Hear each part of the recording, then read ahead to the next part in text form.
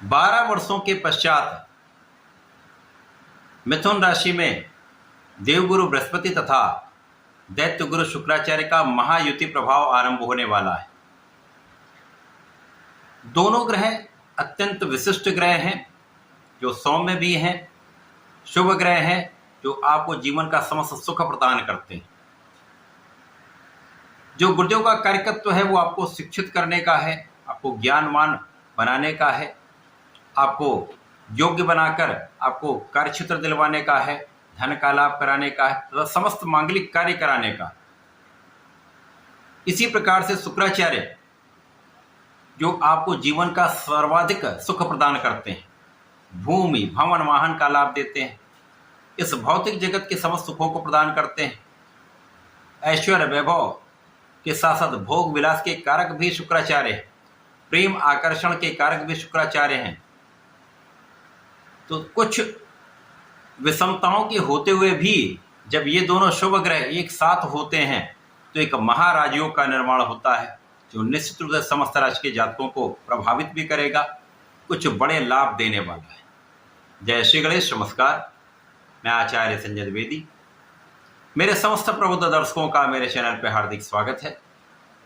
प्रिय दर्शकों, आज मैं कन्या राशि के लिए शुक्राचार्य के राशि परिवर्तन जो 26 जुलाई को होने वाला है, शुक्राचार्य वृषभ राशि से मिथुन राशि में प्रवेश करने जा रहे हैं, जहां पर गुरुदेव का गोचर चल रहा है, जिसके कारण शुक्र और गुरु का महायोग प्राप्त होगा। इस समय में शुक्राचार्य के परिवर्तन से तथा दोनों गुरुओं के महायोग से किस प्रकार का लाभ कन्या राशि के जातकों को प्राप्त हो सकता है, किन भाव में वृद्धि होगी, इस समय का आप कैसे लाभ ले पाएंगे, अथवा कहीं पर कोई समस्या या अवरोध है तो उसका क्या निराकरण, संपूर्ण विश्लेषण मैं पूर्ण तर्क के साथ करने जा। प्रिय दर्शकों, इस राशिफल को आप अपने लग्न तथा राशि दोनों के अनुसार देख सकते हैं। कन्या राशि के लिए यदि हम अवलोकन करें तो शुक्राचार्य का जो परिवर्तन है वो आपके दसम भाव कार्य क्षेत्र में प्रारंभ हो रहा है। अब दसम भाव जो केंद्र का भाव है, जहां पर समस्त ग्रहों का प्रभाव बढ़ जाता है, सर्वाधिक श्रेष्ठ प्रभाव देने वाला ये भाव है, जहां पर गुरुदेव मिथुन राशि में होकर केंद्र के भाव में तो हैं, बलवान है, परंतु यहाँ पर एक दोष भी है, केंद्राधिपति दोष लग रहा है। और क्योंकि यहाँ पर ये अकेले थे तब तक स्थान हानि भी कर रहे थे, परंतु दृष्टियों का प्रभाव श्रेष्ठ था। शुक्राचार्य के आने के पश्चात स्थान हानि का प्रभाव समाप्त हो जाएगा तथा जो गुरुदेव का दोष है उसमें भी न्यूनता आ जाए।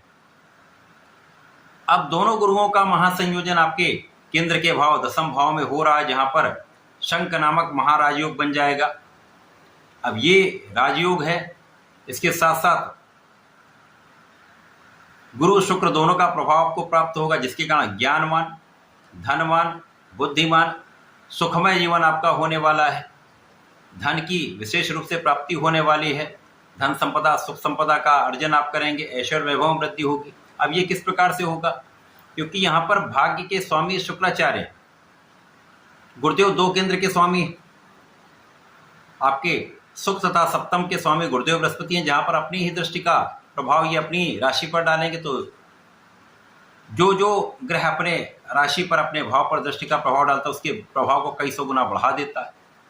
अब दोनों गुरु आपके चतुर्थ भाव पर प्रभाव डाल रहे हैं, जो अत्यंत विशेष होगा। इसी प्रकार से शुक्राचार्य यहाँ पर केंद्र त्रिकोण राजयोग का भी लाभ आपको देने जा रहे हैं। धन भाव के स्वामी शुक्राचार्य हैं, धनेश का गोचर जब जो भाग्येश भी हैं आपके केंद्र के भाव में हो जाता है तो ये वैसे भी महाधनदायक योग बनता है, महाभाग्यशाली समय रहता है। तो निश्चित रूप से इस समय आप महाभाग्यशाली रहने वाले। भाग्य का साथ तो मिलेगा, भाग्य तो बदलेगा, यहाँ पर कोई संदेह नहीं। कन्या राशि के जातकों के लिए यह समय धन लाभ का है। निश्चित रूप से कर्म क्षेत्र विस्तृत होगा। आप किसी भी क्षेत्र में हो, नौकरी में हो, व्यापार में हो, प्रोफेशन में हो, अपना काम करते हो, किसी भी क्षेत्र में आप हैं, वहां पर धन लाभ अवश्य होगा। बड़े धन का लाभ आपको प्राप्त होता दिख रहा है। इस समय में परिवार का भी सहयोग मिलता है। सरकारी तंत्र में है तो सरकार का सहयोग मिलेगा, शासन प्रशासन से सहयोग मिलेगा तथा उच्चाधिकारियों का संपूर्ण लाभ आपको प्राप्त होता है। जिस व्यापार में आप हैं वहाँ पर जिन लोगों के साथ आप काम करते हैं उनका साथ, उनका सहयोग, उनका सामंजस्य यहाँ पर प्राप्त होता है। तो इस समय में संपूर्ण रूप से आपके लिए सकारात्मकता प्राप्त हो रही। तो जो कहीं समस्याएं चल रही थी उनका निराकरण निश्चित रूप से यहाँ पर होगा। अब जब धन का एक बड़ा आगमन हो रहा है तो आपके सुख साधन अवश्य बढ़ते हैं। भूमि भवन वाहन का आपको लाभ प्राप्त होने वाला है। सुख संपदा में वृद्धि होगी, ऐश्वर्य वैभव में वृद्धि होगी, आपके मान सम्मान में वृद्धि होगी। यदि यहाँ पर आप विचारशील रहे, सोच विचार कर कार्य किया, भोग विलास में ना पड़कर केवल और केवल अपने कर्म पर, अपने व्यापार में, अपने आध्यात्मिक क्षेत्र में, अपने व्यापारिक क्षेत्र में आप निष्ठा के साथ लगे रहते हैं, अनावश्यक कार्यों से बचते हैं, तो निश्चित रूप से ये समय आपको बड़ा धन लाभ कराएगा, सुखों की प्राप्ति अवश्य कराएगा, माता पिता के सुखों में भी वृद्धि कराएगा, आपके सुख संसाधन बढ़ेंगे, लोगों के बीच में आप प्रसिद्धि प्राप्त करेंगे। तो ये जो समय है आपके लिए अत्यंत अनुकूल है। इस समय जो लोग राजनीति में हैं उनके लिए बड़ा अवसर है। कार्य क्षेत्र का विस्तार हो, आपके अधिकार क्षेत्र का विस्तार हो। जो लोग शासन प्रशासन प्रशासनिक सेवाओं में, उनके लिए बड़ा अवसर है। जब आपके ज्ञान में वृद्धि हो रही, ज्ञान जब बढ़ता है, आपकी योग्यता बढ़ती है, आप शिक्षित होते हैं, आप ज्ञानवान होते हैं, आप बुद्धिमान होते हैं। इस समय आप जब व्यक्तित्व का आपका प्रभाव अत्यंत विशेष हो जा रहा है तो आपको सब प्रकार का लाभ प्राप्त होता है। आप अपने क्षेत्र में विशेष बन जाते हैं।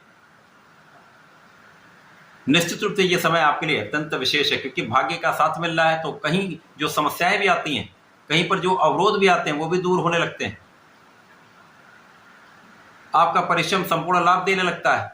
तो जब अभी तक आपका जो था प्रयास जो आप कर रहे थे उसमें उतनी सफलता नहीं मिलती थी, लेकिन अब आपको संपूर्ण सफलता मिलेगी, जिससे आपका मनोबल भी श्रेष्ठ रहेगा। आपका आत्मबल जब प्रबल होता है, आप संपूर्ण रूप से उसका अपने क्षेत्र में उपयोग करके आगे बढ़ते चले जाए। इसी प्रकार से इस समय में आपके विरोधियों पर, आपके शत्रुओं पर आपका संपूर्ण अंकुश रहने वाला है। उनका प्रभाव निश्चित है। आप स्वस्थ रहेंगे। इस समय में आपका जब स्वास्थ्य अच्छा रहेगा तो आप किसी भी क्षेत्र में हो वहाँ अपना संपूर्ण परिश्रम, अपना संपूर्ण प्रयास आप कर पाओ। इस समय में जो जातक ऋण चुकाना चाह रहे हैं उनके लिए ऋण चुकाने का पूर्ण योग बन रहा है। इस समय में जो लोग नौकरी के लिए प्रयास कर रहे थे, काम नहीं बन पा रहा था, अब आपका समस्त कार्य बनने लगेगा। आपको नई नौकरी की प्राप्ति हो सकती है अथवा नए अवसरों की प्राप्ति से आपको एक अच्छा लाभ प्राप्त होने वाला है। समय आपके लिए बहुत अच्छा है। इस समय का उपयोग करने के लिए, जो कहीं थोड़ी बहुत समस्या है उसका निवारण के लिए प्रत्येक बुधवार को भगवान भोलेनाथ पर जलार्चन करें,